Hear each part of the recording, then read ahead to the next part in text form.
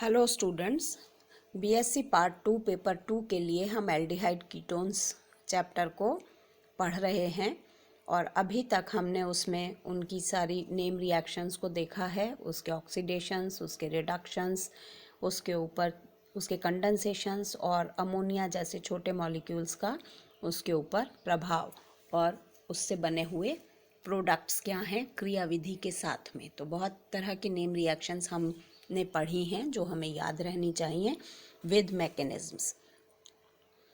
इसी क्रम में हम अल्फा बीटा अनसैचुरेटेड एल्डिहाइड और कीटोन्स जो हैं उनका अध्ययन करेंगे और उसमें पहला जो हमारा चैप्टर है वह है पहला जो हमारा मॉलिक्यूल है वह है एक्रेल्डिहाइड। एक्रेल्डिहाइड जैसा कि हम देख सकते हैं, एक्रेल्डिहाइड मॉलिक्यूल का स्ट्रक्चर है, इसमें एक डबल बॉन्ड है और एक CHO ग्रुप एल्डिहाइडिक ग्रुप है। तो अगर हम ग्लिसरॉल मॉलिक्यूल का कंडेंसेशन करते हैं या उसमें से 2 मॉलिक्यूल्स वाटर का एलिमिनेट होता है तो हमें यह रीअरेंजमेंट के बाद एक्रेल्डिहाइड का मॉलिक्यूल मिलता है।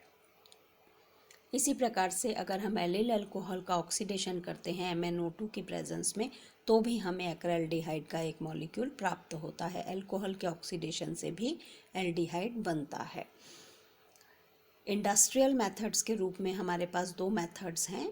एक में हम प्रोपीन का ऑक्सीडेशन करते हैं क्यूप्रस ऑक्साइड और एल्यूमिनियम ऑक्साइड की प्रेजेंस में 350 डिग्री के सेंटीग्रेड पर, तो हमें एक्रेल्डिहाइड मिलता है। और दूसरे में हम एसिटल्डिहाइड और फॉर्मेल्डिहाइड को लिथियम फॉस्फेट की प्रेजेंस में अगर प्रवाहित करते हैं तो भी हमें यह एक्रेल्डिहाइड का मॉलिक्यूल मिलता है। तो इस प्रकार से हम इसके सिंथेसिस कर सकते हैं और हम देख सकते हैं कि यहाँ पर क्योंकि ये मॉलिक्यूल जिसमें अनसैचुरेशन भी है और एक एल्डिहाइडिक ग्रुप भी है तो यह दोनों प्रकार के ग्रुप्स के लिए रिएक्शन देता है।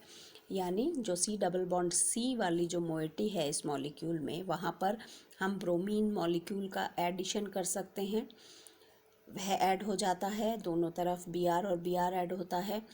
HBr अगर एक मॉलिक्यूल का अगर हम इस पर एडिशन करते हैं तो एंटी मार्कोनिकॉफ रूल के अनुसार HBr का भी इस पर एडिशन हो जाता है।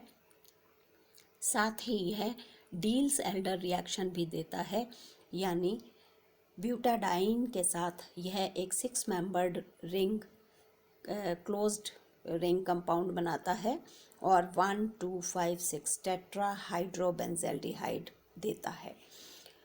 इसी प्रकार से यदि हम इसको H2O2 और ऑस्मियम टेट्राऑक्साइड की प्रेजेंस में ट्रीट करते हैं तो हमें ग्लिसरैल्डिहाइड का मॉलिक्यूल मिलता है जो कि बाद में ग्लिसरॉल में बदल जाता है।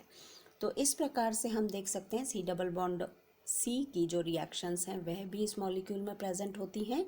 साइमल्टेनियस यह एल्डिहाइडिक ग्रुप की सारी रिएक्शंस भी देता है, यानी यदि हम उसका अपचयन करते हैं तो वह अपचयन मीर वैन पॉन्डोर्फ वर्ले रिडक्शन के रूप में देता है। और यदि हम इसके ऊपर HCN का एडिशन करते हैं तो हमें हाइड्रोसाइनिन मिलता है। यदि हम इस पर फिनाइल हाइड्रोजन का एडिशन करते हैं तो फिनाइल हाइड्रोजोन बनाता है। तो carbonyl C double bond O की जो रिएक्शंस हैं वह भी ये मॉलिक्यूल हमें देता है। अगर हम इसका रिडक्शन करते हैं तो एल्डिहाइड जो है वो अल्कोहल में कन्वर्ट हो जाता है। तो सोडियम अमलगम की प्रेजेंस में 4 मॉलिक्यूल्स, यहाँ पर हाइड्रोजन के 4 एटम्स जो हैं वो ऐड होते हैं और हमें अल्कोहल मिलता है, सैचुरेटेड अल्कोहल। मैग्नीशियम अमलगम की प्रेजेंस में हमें हेक्स 1,3 डाइन 3,4 डाइऑल मिलता है। यानी अगर रिएजेंट हम रिड्यूसिंग रिएजेंट अगर हम बदल देते हैं तो हमें प्रोडक्ट भी चेंज मिलता है। ओजोनोलिसिस भी इस मॉलिक्यूल में होता है और यह फ्रेगमेंटेड हो जाता है, यानी 2 मॉलिक्यूल्स में टूट जाता है। इसमें एक फॉर्मेल्डिहाइड और एक फॉर्मिक एसिड के 2 प्रकार के हमें यहाँ पर मॉलिक्यूल मिलते हैं। टेशिंको रिएक्शन में यहाँ एल्यूमिनियम इथॉक्साइड, टेशिंको के लिए जो रिएजेंट इम्पॉर्टेंट है वह है एल्यूमिनियम इथॉक्साइड और उसकी प्रेजेंस में यह जो है वह एस्टर बनाते हैं।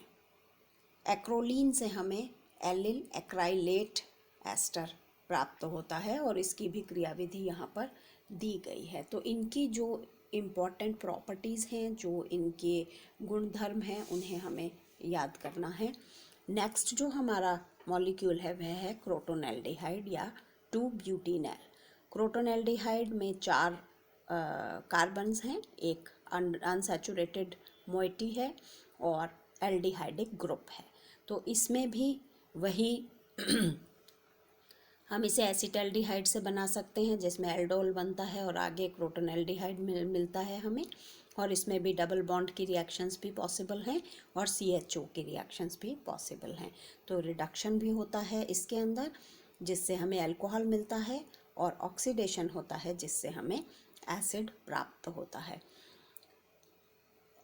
कीटोन्स के लिए जो हम अल्फा बीटा अनसैचुरेटेड मॉलिक्यूल पढ़ेंगे वह है मिथाइल वाइनिल कीटोन। एक एग्जांपल, जो कि फॉर्मेल्डिहाइड और एसीटोन NaOH की प्रेजेंस में अगर हम इसकी रिएक्शन कराते हैं तो हम यहाँ पर देख सकते हैं CH2 double bond CH, C double bond O, CH3। ये molecule vinyl Maithil vinyl ketone, इसकी हमें प्राप्ति होती है।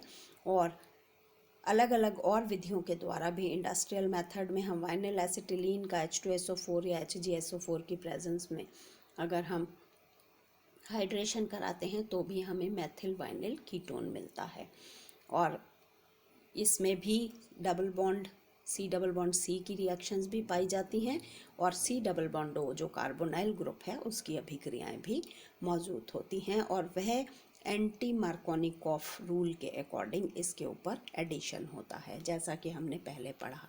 तो इस प्रकार से एल्डिहाइड्स एंड कीटोन्स जो चैप्टर है हमारा कंप्लीट होता है, जिसमें सारी नेम रिएक्शंस, उनकी क्रियाविधि और alpha beta unsaturated carbonyl compounds को हमको समझना, पढ़ना, लिखना और उनकी क्रियाविधि को याद करना है।